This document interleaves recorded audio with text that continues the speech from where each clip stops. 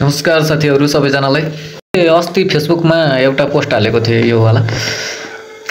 साथीहरु धेरैजनाले कमेन्ट पनि गर्नुभएको थियो हैन, अनि मेसेज पनि गर्नुभएको थियो धेरैजनाले यो कसरी गर्ने नेपालबाट मोनेटाइज हुन्छ कि हुन्न भनेर मेसेजहरु गर्नुभएको थियो हैन। अनि मैले त्यसको 2-4 जनाको रिप्लाई पनि दिए, तर धेरैको रिप्लाई दिन सकिन।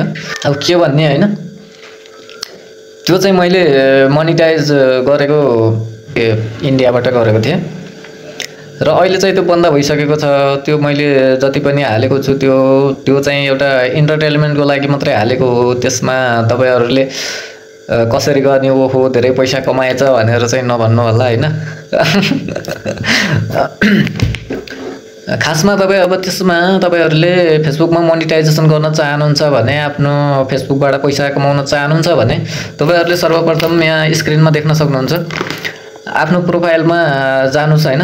अब कति जनाले त मलाई यो पनि सोध्नु भएको थियो कि अब 200-100 जना फलोअर्सहरु हुनुहुन्थ्यो हैन, उहाँहरुले पनि के सोध्नु भएको थियो भने कसरी मोनेटाइज गर्न सकिन्छ भनेर सोध्नु भएको थियो। त्यसको चाहिँ मोनेटाइज गर्नको लागि एउटा क्राइटेरिया चाहिन्छ हैन। क्राइटेरिया चाहिँ 500 भन्दा माथि फलोअर्सहरु हुनुपर्छ। धेरै साथीहरुकोमा मैले देखिन र उहाँहरुलाई चाहिँ के भन्न चाहन्छु भने अब त्यो चाहिँ पहिला 500 फलोअर्सहरु पुराउनुस् अनि आफ्नो रिल्सहरुमा 10,000 भ्युज पुराउनुस्। त्यसपछि मात्रै तपाईहरुको मोनेटाइज गर्नको लागि पर्सनल ड्याशबोर्ड बल्ल अन हुन्छ।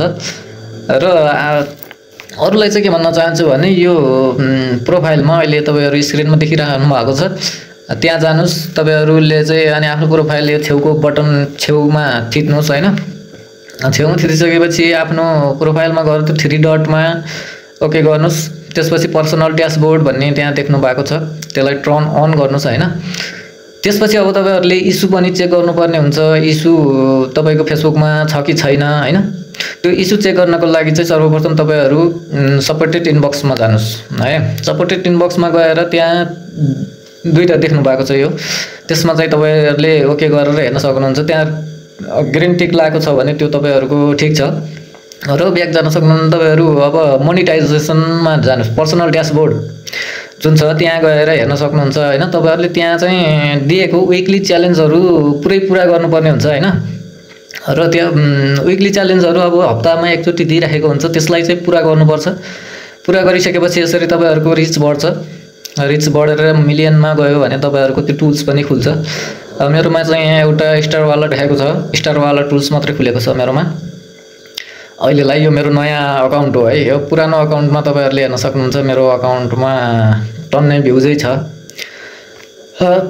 तपाईहरु त्यही हो है, मोनेटाइजेसन गर्न चाहनुहुन्छ आफ्नो मोबाइल, आफूले अब फेसबुकबाट पैसा कमाउन चाहनुहुन्छ भने तपाईहरुले पनि आफ्नो रिचहरु बढाउनुहोस्। फोटो भिडियो हाल्दै जानुहोस्, दिनको 2 चोटी 3 चोटी आफ्नो फेसबुकमा चाहिँ फोटो टेक्स्ट अब लेखेर हुन्छ नि त्यस्तो लेखेर हाल्ने गर्नुस् हैन। अब कसैको डुप्लिकेट कन्टेन्ट हुन्छ नि त, त्यो चाहिँ नहाल्नु होला।